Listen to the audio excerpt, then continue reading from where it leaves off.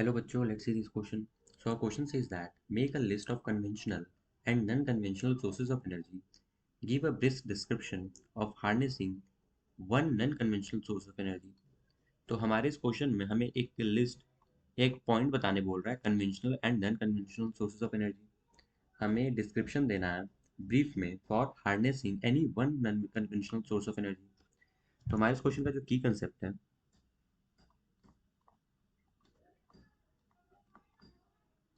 That is conventional sources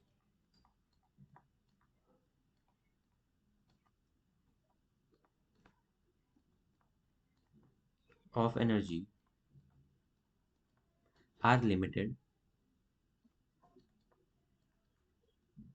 and exhaustible.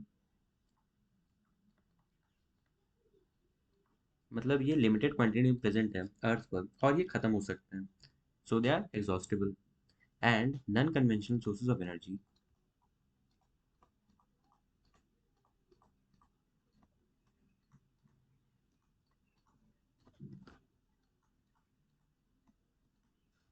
are abundant and inexhaustible, that they are present in unlimited quantity because they can be reproduced or regenerated. Now we will make a list on conventional and non-conventional sources of energy. In first column, we will see conventional sources of energy.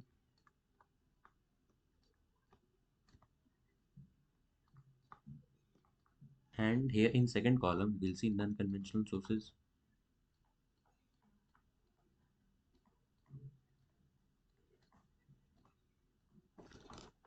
So, हमारे जो conventional sources है वो हम लिख सकते हैं. सबसे पहले हमारा है वुड, फिर हमारा फोसिल फ्यूल्स है जो जिसमें इंक्लूड है कोल, पेट्रोलियम. ये हमारा तीन कन्वेंशनल सोर्सेज है. अब हम अपने नॉन कन्वेंशनल सोर्सेज को देखते हैं. हमारा पहला नॉन कन्वेंशनल सोर्स है that is solar energy. Second is tidal energy.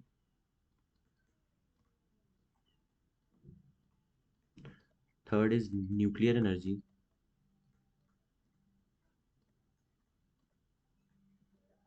And fourth one is geothermal energy.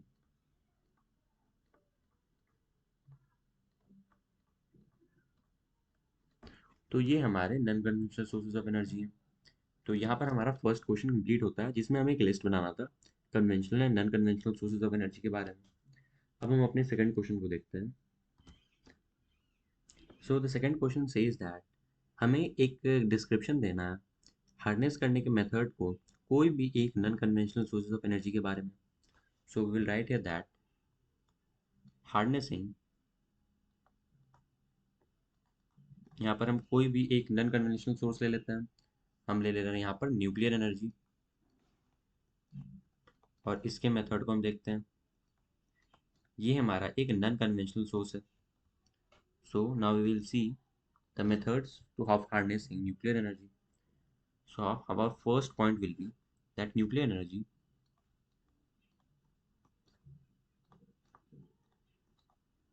is a non-conventional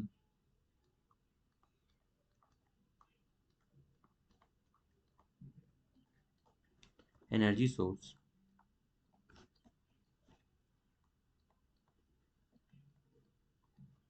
and can be harnessed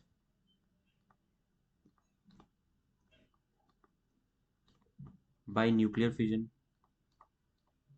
इसको हम लोग न्यूक्लियर फिजन की हेल्प से यहाँ पर एनर्जी जनरेट कर सकते हैं. तो इसमें होता क्या है आखिर में न्यूक्लियर फिजन में.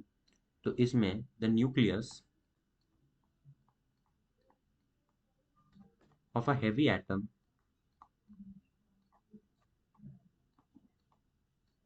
when bombarded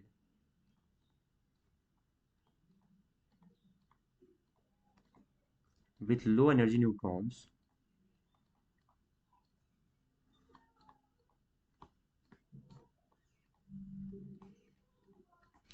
then this nucleus of the heavy atom can be split into lighter nuclei,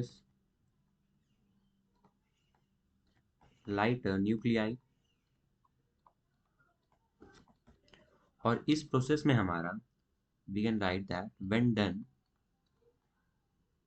a tremendous यानी in a huge tremendous amount of energy is released।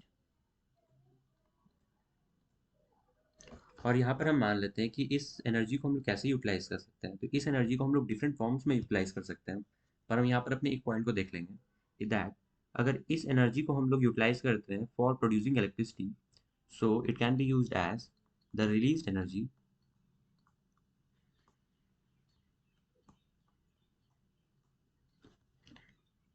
can be used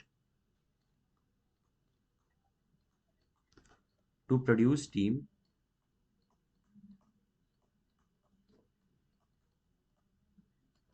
and further generate electricity।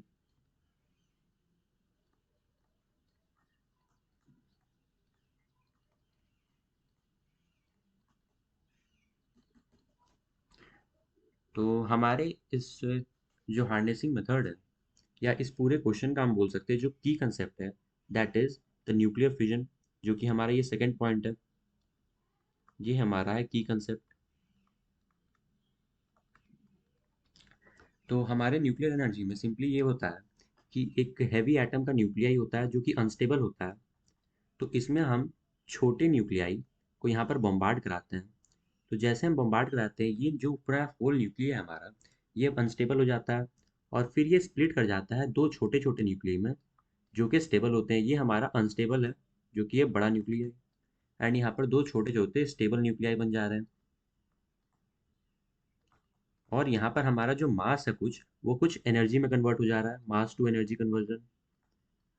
तो यहाँ पर जो हमारा ये energy release हो रहा है, यहाँ पर ये बहुत ज़्यादा एनर्जी रिलीज होता है और इसी एनर्जी को हम लोग यूटिलाइज करते हैं for our further processes.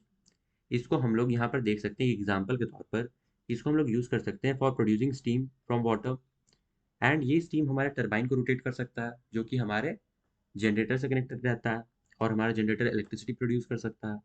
So finally हम ये न्यूक्लियर एनर्जी से इलेक्ट्रिसिटी प्रोड्यूस कर सकते हैं। So this will be the final conclusion for this question. Hope you all get this well. Best of luck.